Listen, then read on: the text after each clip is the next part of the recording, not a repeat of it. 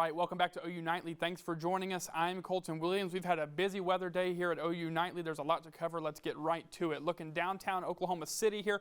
Motorists getting on just fine, but you notice the camera is a bit shaky. The winds are howling out there. We've got temperatures in the middle to upper 70s. It feels absolutely gorgeous out there. But like I said, winds sustaining 25 to 30 miles per hour. They are gusting even more. Here across the metro, gusting anywhere from the upper 20s to the upper 30s. We've even got a couple 40s hanging around in Fort Cobb, and it's only worse as you go out west. We've got the dry line setting up here. Check out Guyman sitting a wind gust just a few minutes ago of 54 miles per hour. So winds gusting anywhere from 25 to 35 to even as close to 55 and 60 miles per hour across the day today. So this has prompted several warnings. There's a wind advisory anywhere in this region. If you go out west, that's a high wind warning. That's and the yellow numbers are the max wind gusts recorded today. You see they've recorded one over 60 miles per hour in Guyman today. So this is going to continue as we go throughout the afternoon and evening hours ahead of our thunderstorms. So again, the big story today, there's a dry line set up in western Oklahoma. You can see it, right?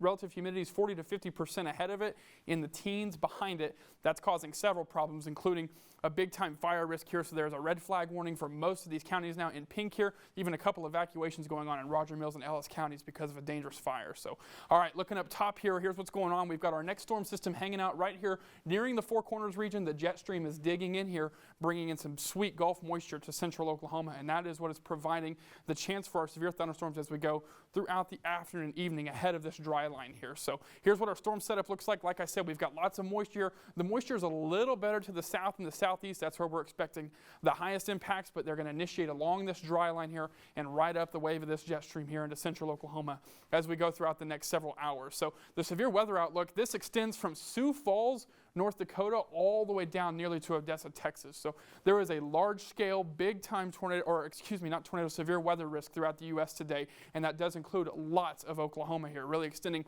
really from Enid to Oklahoma City, Lawton, and eastward. Really, several folks in Oklahoma City are under this slight risk for severe weather. So the tornado zone tonight, the chance is low, but it's not zero. Anywhere along this line of thunderstorms could produce a tornado here. Anywhere inside really the Brown region is where the chance is going to be highest. Again, we're not looking at a big-time tornado risk, but it is there. The hail zone could have hail up to golf ball size anywhere inside this yellow zone. That does include a lot of Interstate 35 and a lot of Interstate 44 as well. Damaging winds are going to be the biggest threat because as this thing lines out and moves eastward, it's going to really try to bow out here, and that is what is going to create a damaging wind risk. So again, tornado threat is low, not zero. Hail is a little bit higher. It will be isolated, and we do have a higher end wind risk as we go throughout the evening this evening. So I'll show you what this times out like. You see around the 9 p.m. hour, we have storms initiating in southwestern Oklahoma and moving eastward and northeastward.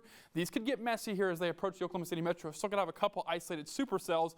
That's what we really need to watch as we go throughout the afternoon and evening hours. Then they're going to line out, move off to the east, and again, they're going to get pretty messy. So primarily an overnight event here for central Oklahoma, as it will become more of an overnight event as you go off to the east. So we've got showers tomorrow, hanging around tomorrow morning. Before Thursday, we get back warmer, and then we're going to be returning to seasonal as we go throughout the next several days.